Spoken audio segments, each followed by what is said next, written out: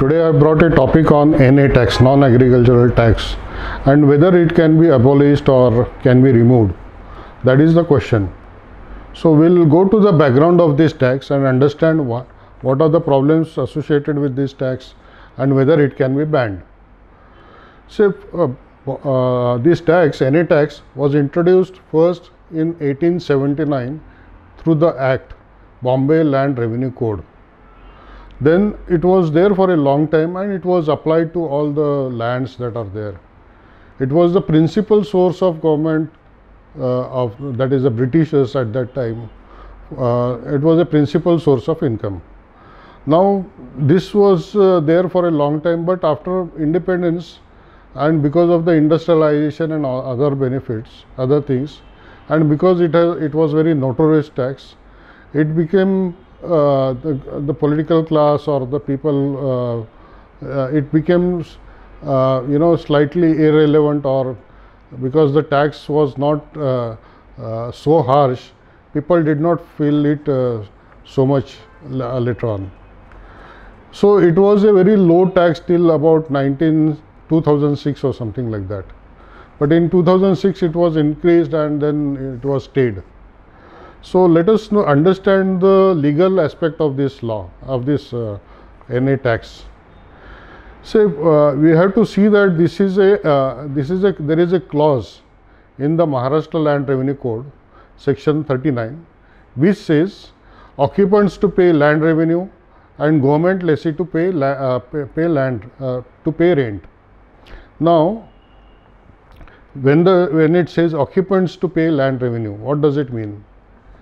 Say the government is the holder of the land, universal holder of land, and because it is the universal holder of land, it expects citizens to pay some money so that the roads or the infrastructure that it is developing will pay some money so that it can do the same.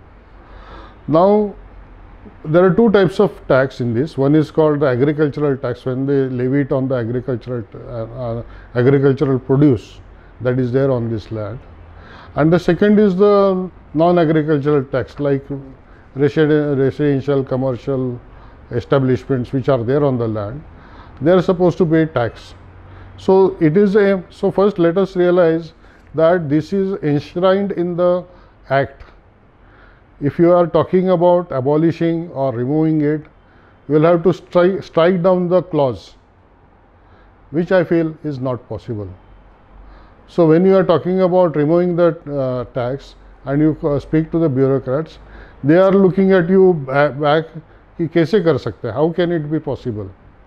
It has to be going through the legislative assembly. The legislative assembly has to remove this clause, and you have to have 2/3 majority and all that. So it is not possible to remove this tax at all. I will say at all because it is almost impossible for anybody to garner that kind of majority and get that tax removed.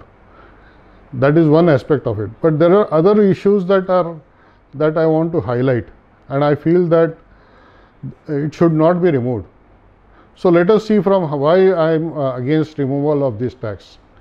Say that the purpose of the government is to take the money from the citizens like a honeybee. Like a honeybee basically takes some honey, but it does not destroy the flower. So similarly, the tax on the people should be such a small way, and to all the large population, that it does not feel the burden at all. Any tax can be a type of tax which can be of this type of tax, where it can be taken from all the landholders and in a very small way, and the burden will not be felt. The problem comes is that suddenly after 15 years you wake up and then you levy some tax which is very high, and then you ask for last 15 years amounts, and people get disturbed because of that.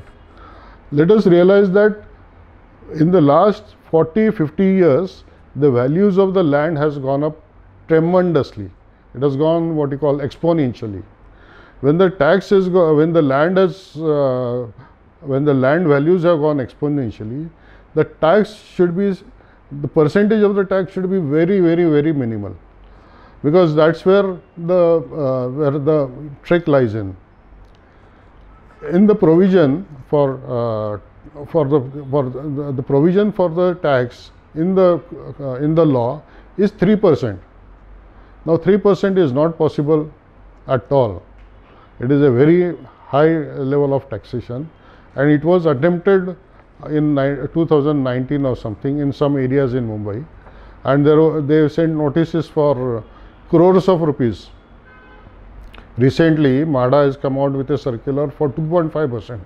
Now the circulars have not been issued, but let us say when they issue it, there is going to be a big halla gulla, you can say, or big cry on that issue. So the tax should be very small when we talk about this tax. Secondly, the sources of income from the government for the Maharashtra government is very limited now.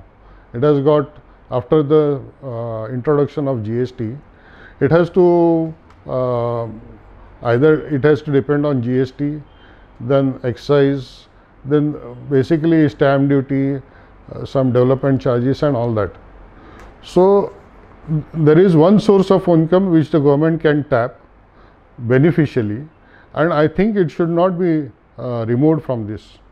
Now let us take a comparison between this tax and the property tax. The property tax is almost similar to what NA tax is. It is basically based on the property that you have, basically the land and the structure that is there on the land, and it has been very nominal as far as the tax is concerned, and people have not felt the burden of it. So this way it can be tapped. The only problem is that institutions like Mumbai Municipal Corporation have been very efficient in collecting this tax, whereas Maharashtra government is very inefficient in collecting this tax. The BMC, Mumbai Municipal Corporation, sends the notices computerized to all the landholders, and they automatically come and pay it to their various offices. A similar structure should have been built up by the Maharashtra government. It is lacking. That is one aspect of it, basically. Supposing, let us say that if the government does not, let us say it is abolished by the government, then what will be the outcome of this? The outcome of this is that the need for the government for having income will not go away, and then it will fall on other modes of income. So what will happen is the taxes like stamp duty. Today there was almost 0% stamp duty a long time back. You have to pay only 10 rupees or 15 rupees, 50 rupees or 100 rupees stamp paper. You have to make your agreement, and that was sufficient, and yourself to get registration done. Today the stamp duty is, then about 20-30 years back it was about 2%. Today the stamp duty is about 5% or 6%, something like that. Then that is one aspect. Then the other aspect is when you are doing redevelopment or development, the government charges huge amounts, particularly the municipal corporation and the Maharashtra government charges huge amounts for the TDR and other issues like that. Now this burden falls on these at the construction time, and the cost of construction goes up. When the cost of construction goes up, the value or the sale price of the flat is going to go up.